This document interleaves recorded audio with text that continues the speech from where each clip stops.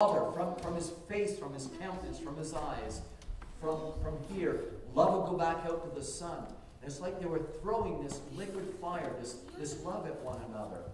And it was mesmerizing. I can still see it as I talk about it. It just mesmerized me. And and it began to consume me. It's like it began to come out of that circle and get a hold of me. And all I can say is, and I said it out loud, is I can't intercede. I can't just pray. How can I pray? I'm looking at this. I'm seeing this incredible. I'm seeing God loving God, Father and Son loving one another.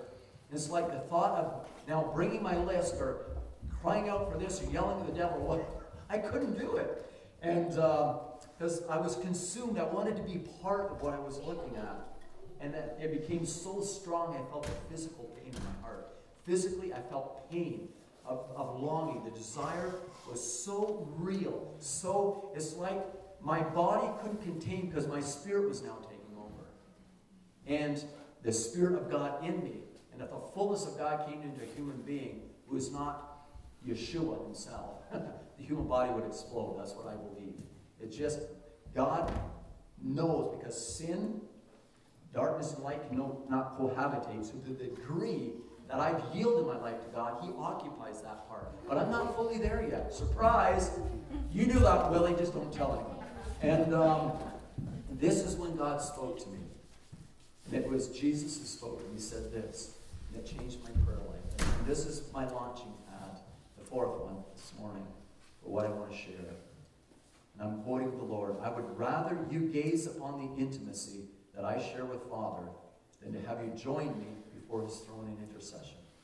The desire that you have for intimacy will bring greater transformation than intercession ever will. This consuming desire will change you and empower you to change nations. And never forget it. And it's the foundation for my life. And am I a man of prayer? I believe I am. However you want to describe that.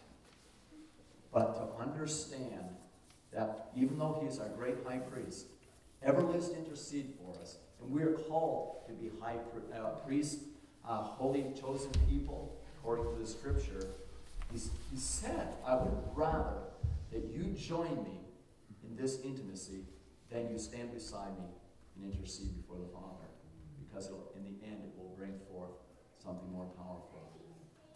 And I really didn't know what to do with it. I knew I'd been given a treasure in my heart.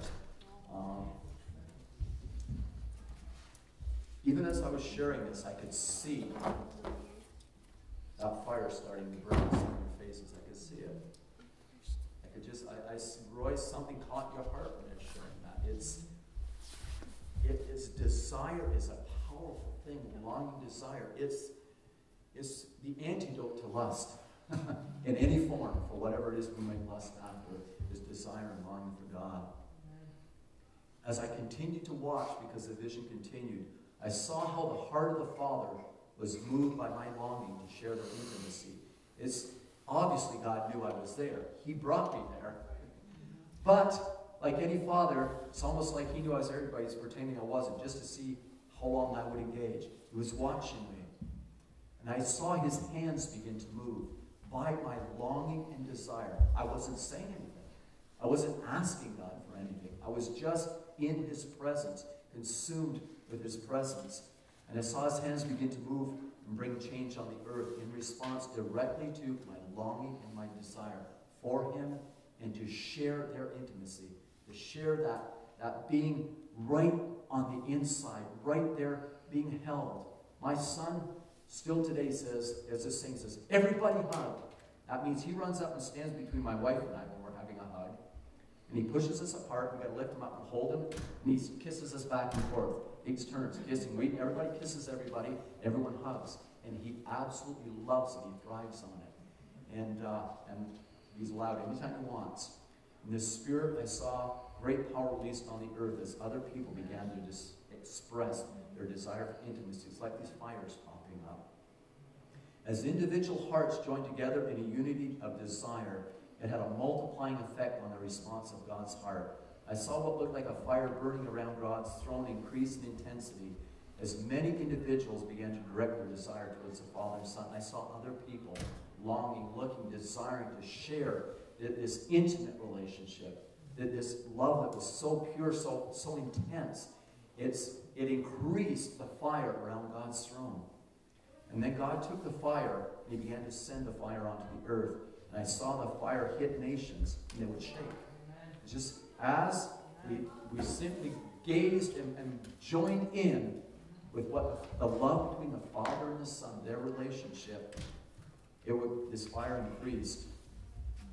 I began to understand that unbridled longing and desire for intimacy with God is the most powerful form of intercession that we possess.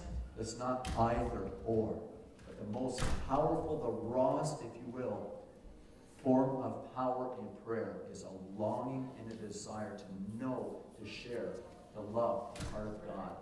There, not to just take it away, see it, catch it, and take it away and share it with someone else, but to live in it, to not leave that place.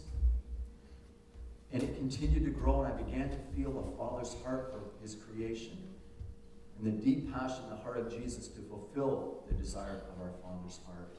It was like, Father, I love you, and I want to see your dream come true. And the Father would say, I know that you love me, and my dream is coming true because of you. And to come into that, as I gazed upon this interchange, I became engulfed in their flame. And that's kind of how the vision ended, is what they were sharing so intimately, all I could gaze on and say, I can't even believe this exists. It began to engulf me, and I became part of it. And then it was three, and then all these other people joining in. And I could clearly see the Father responding on earth to this cry of my heart to know him. It really changed in a significant way how I prayed and understood prayer, and what prayer, intercession. As the Bible's clear, bring our petitions. Literally, bring your list of requests before the Lord. That is valid, it is biblical. But sometimes, if you think of military strategy, offensive and defensive are different strategies. There's still battle, and you need both. You need both. But to just say prayer and intercession is all the same thing and it all has one form is absolutely ludicrous, because it simply is not true. There are the groanings that cannot be expressed. There are where your spirit groans and longs. And it says all of creation, the physical creation is groaning, crying out as a woman in childbirth, longing for its deliverance because it's been submitted unwillingly to the effect of sin. The physical creation. And if I love the physical creation as the creator, who is my brother and my father do, then I'm going to be groaning, crying. I'm going to feel a cry of creation. I'm going to feel their groaning and crying. And I assure you that cannot be expressed with a check on a list. I'm not mad at anyone, by the way. I'm just feeling passionate this morning.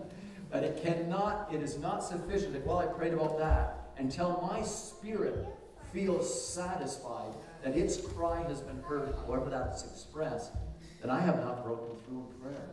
That's what prevailing prayer is. Not till I think I've said it enough time, got through my beads. Okay, I'm not mocking religion, but it is a good example to think of. Or in charismatic circles, it can be the binder that you pass around until we get it checked off. I live that too. It's when I am consumed with what consumes the heart of God. That is what makes someone a person of prayer. It is not how long you're on your knees. It is not how many prayers even got answered. It's when what consumes God's heart on this earth consumes your heart.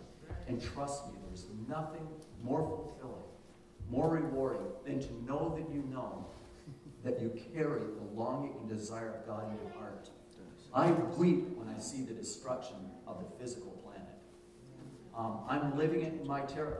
We do not have meat in our freezer this winter simply because of the greed of man, where the landowners and wetlands of territory that I could walk as far as I could walk in a day, which was easily 20 miles, hunting in any direction. And this year, because I've been reduced to little parcels of 100 acres that I've got to pay a right to hunt on. And if on a bigger one, I got to pay $1,000 a week for the right, because that's what people in the big city are paying to hunt. And I weep, it's the stock, the herd of deer, the population in my area has been reduced by probably 95% in 5 years, because they've come in by the hundreds, literally, with trailers and People are converting barns into places. When I see this, it's not meant to be, and it breaks my heart. Is that prayer? Absolutely.